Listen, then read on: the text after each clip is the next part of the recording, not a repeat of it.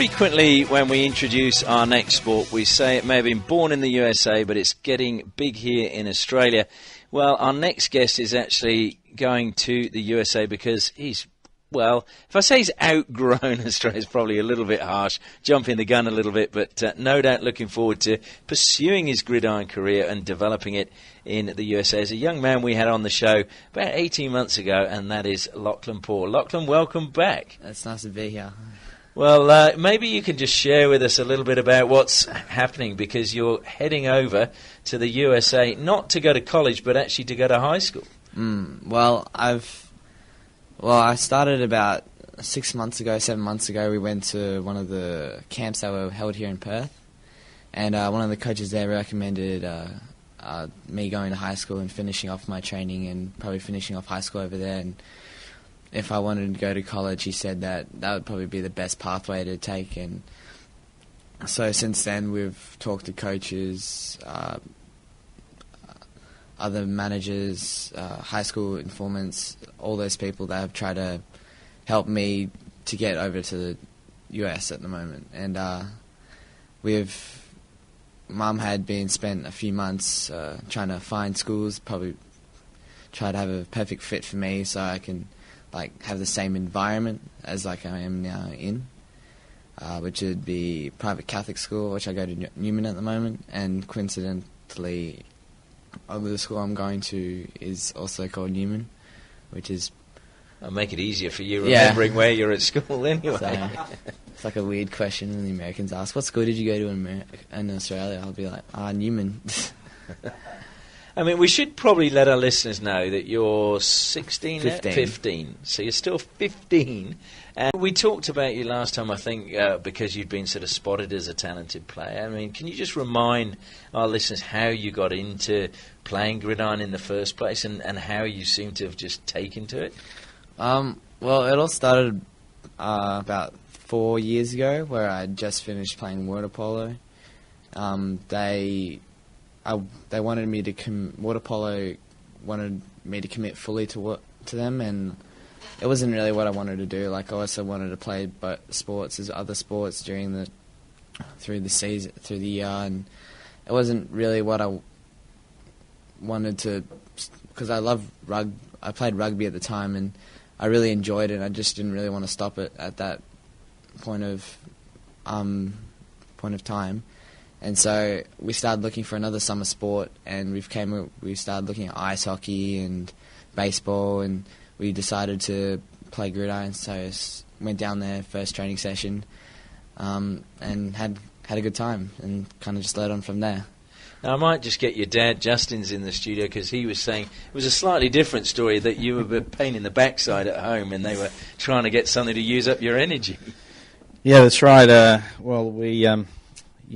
Lachlan was, hitting the teens and doing the teenage thing, sleeping in, trying to drag him out of bed for school in the morning, and doing the Ferris Bueller every few couple of days. I hope your Ferrari's safe. Yeah. He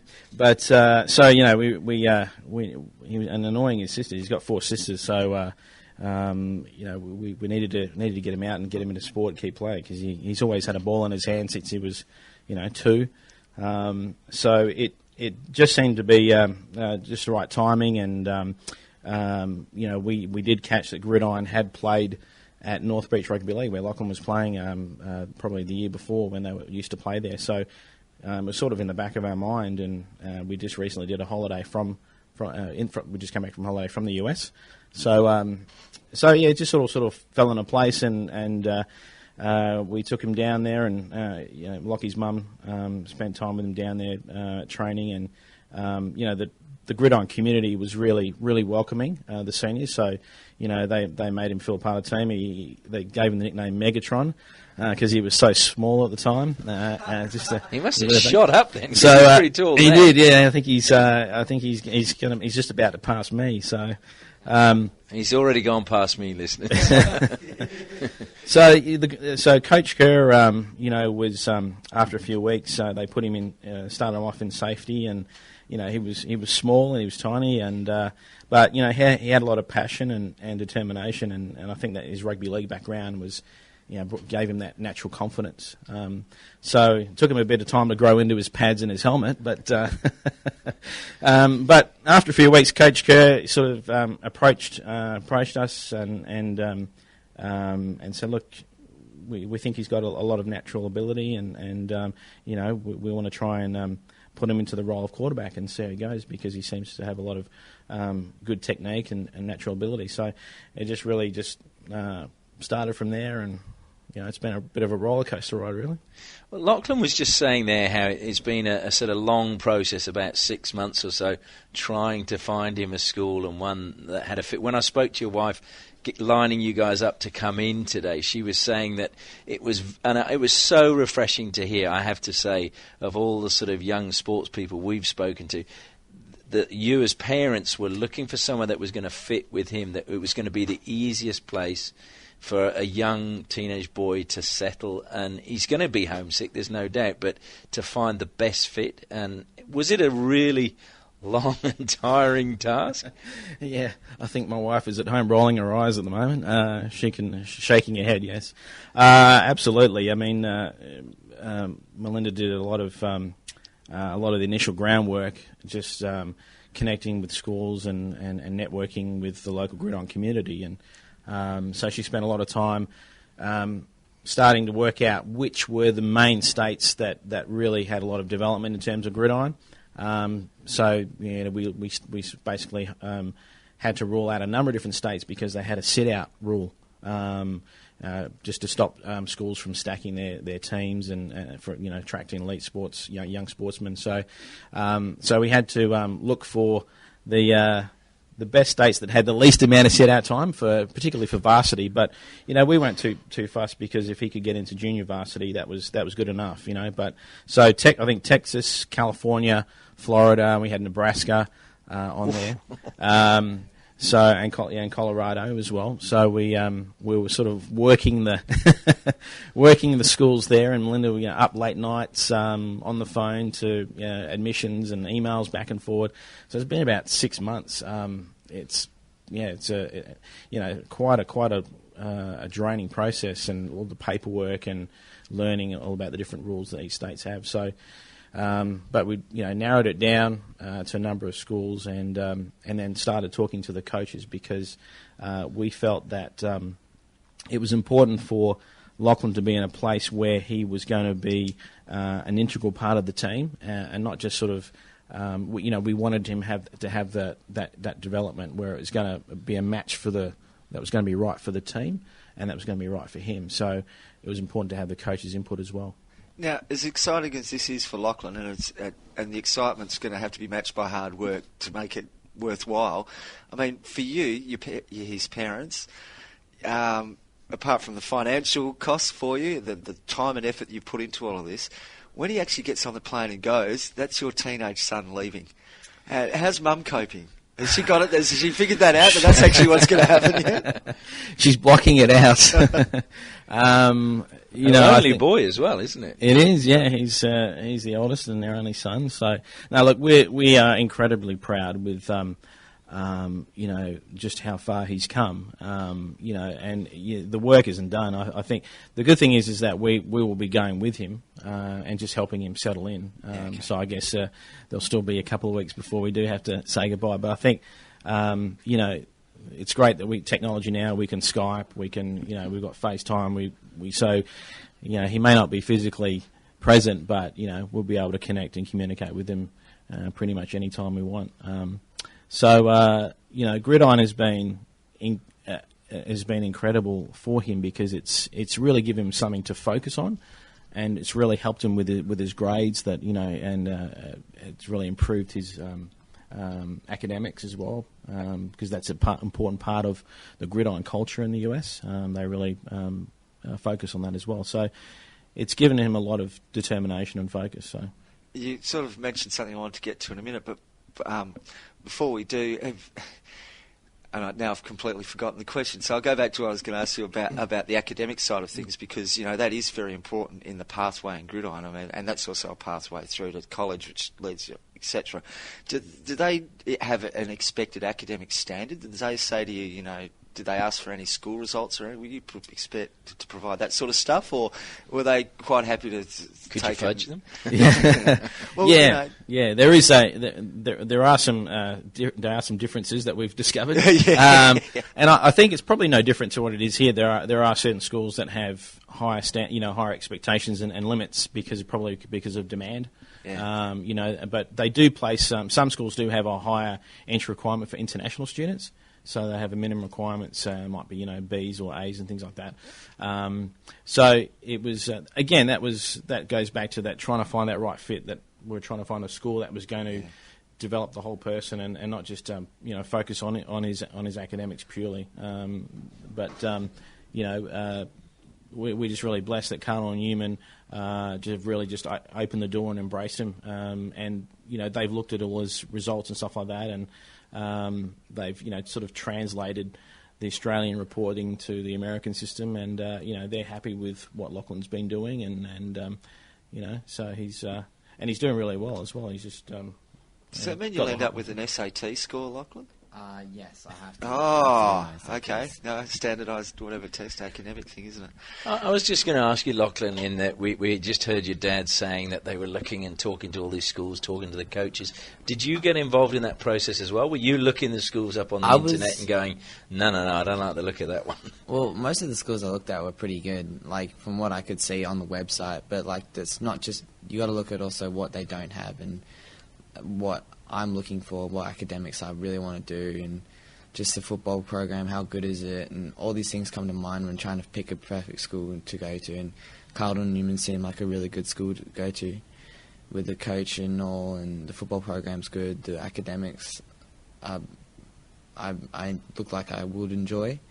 And yeah, so I was kind of been put into that position where I had to pick my own school and help out my mum. Don't just throw everything on her and just like do it yourself. I had to help her a lot, and I did talk to some of the coaches. I talked to the one in Nebraska, Mount Michael, and also the one in Colorado, Regis Jesuit. Talked to the coaches there. They're both really nice guys, and I probably would have enjoyed playing for them, but the academic side just didn't really suit what I really wanted to do, and so I decided to go with Cardinal Newman instead. What do you really want to do academic? Because you sound like, I mean, I must admit, when I was your age, it was that I wanted to be a professional sportsman. Academics, who cares? But you seem like a very focused young man who knows what he wants. Yeah, I really wanted to do biology and probably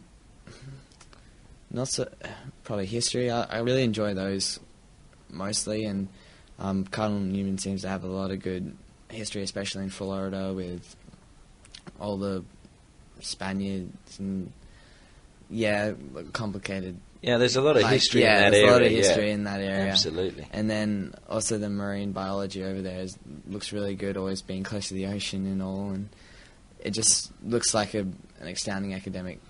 Well, when you get that excellent SAT score, can I recommend a wonderful university, Pennsylvania State University at State College? They'd be certainly looking for a good quarterback by the time you're around. I don't mind. I've looked at Pennsylvania, and Pennsylvania is a pretty nice place, like just in general. I wouldn't mind going there. Good football program Yeah. at Penn State.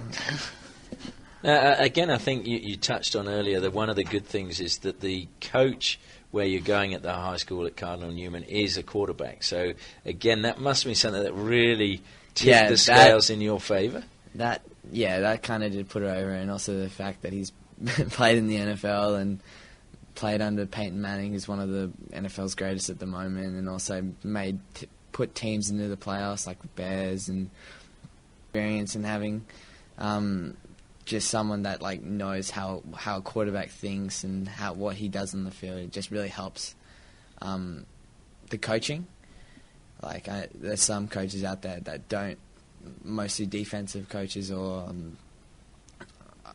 don't understand how the quarterback thinks on the field and what he's going to do and what he might not do, and just it's really a mental game. And so if the coach isn't in sync with the quarterback, then it's not really going to work out that much. I mean, NFL is notorious in the world of professional sport. It's cutthroat. There's, it's probably the worst. If you could use it's a business. And it's straight up business. Yeah. And did you find anybody that dismissed you out of hand? That wasn't even prepared to have a chat to you or talk to you at all. Or, there were a lot of kid, not there were a lot of schools that just didn't really want to talk to an Australian quarterback on the other side of the world, because they just, most Americans just disregard the international students, because it's like, this is our sport. Why should we get players from the international? They're not as good as us, and just having that thought process isn't really the best. Like, there's always going to be someone that's better than you, and in just probably not the whole sport, but single positions. And so there were a lot of schools that didn't necessarily wanted to have a talk or chat to me about anything. Walsh, I'm not sure what he was feeling about how haven't had the talk to other schools, but he said that he's looked at some of my game film. He said that I have potential, and he said that if I worked hard enough, I could hopefully start in varsity football and work my way up from junior varsity to varsity, and hopefully become the starter for varsity. And he said that I have the potential to be able to do that, and also go to college if I work hard enough, which I will, and I'm focused and determined to do. So, yeah. I mean, one of the key things, and we see you've got your arm you sort of damaged your thumb at the weekend, I believe, and are out for a couple of weeks. The key thing is, as John says, it's cutthroat, and you have to avoid injury, don't you? I mean, is there anything they're saying to you? Like your dad says, you've shot up at the moment. Have you got to bulk up a little bit? Yes, that's one of the things that George Smith had also said. The coach that had recommended the other schools was that I have the potential. It's just I don't have the physical stature to face up against these Americans that bench 100 kilos, like 20 reps each. It's just insane, these 16, 17-year-olds that are already lifting weights. And, I've got to catch up to them to be able to hit that level. But again, asking your dad just quickly here, that's got to be very carefully managed as well, because we see a lot of athletes that are suddenly put on weight programs that their bodies can't actually handle, and they destroy themselves. Yeah, that's right. I mean, we knew that was probably one of the important factors that we needed to make sure that Lachlan had the right development. So as well as being his developing his mindset and his improving his skills and his throwing techniques and stuff, but also his physical development. He needs to be able to match it. So if he's got to get any chance to get into college, that was one of the fundamental underlining reasons why he needs to go as well, as particularly for that physical development. So, and that's we're looking forward to when we go over there, and we'll obviously go and inspect the school ground and the facilities, and just get to obviously have Lachlan welcomed into the school community and meet the coach and get just know that we're comfortable with all the surroundings and how they're going to develop him. So it's obvious that sitting here talking to you that you're quite committed and determined to go through with this, and you really believe in yourself. I'm sure you're smart enough to have figured out too that come that first high school game, when you're out there on the field, that as far as the opposition's concerned, you're going to have a big red circle with a big red dot in the middle of it. They're going to think that skinny white boy from Australia. We're going after a piece of that. Yeah, it's basically as soon as they see me, they'll be like, that guy's Australian, he can't play, and then I've just got to prove him wrong and show them what I can do over there. So yeah, it's going to be pretty tough. I know that's not going to be just I'm just going to walk all over. I've just got to train hard and focus on what I got to do, my job, and try and help the team as best as I can. So yeah. I'm just thinking as well, maybe there's a sort of movie in this as well. If you're able to buck the system and go all the way through, you might make your money that way. Yeah, that sounds like a good idea, actually. And then someone else can actually play you, and you can just sit back and count the money. You wouldn't be old enough to remember Ronald Reagan, would you? He's one of the presidents. He was. Have you ever heard of the Gipper? No, I have You'll not. be hearing about the Gipper when you get to America. What's yes. the Gipper? He's a famous football player from Notre Dame, and Ronald Reagan famously played him in a movie. And there's a big line from it: "Remember the Gipper. Let's do it for the Gipper." It's, yeah. Oh, yeah. You'll have to look it up. Someone, I'm sure, will show it to you. I'll remember to watch it when I get home.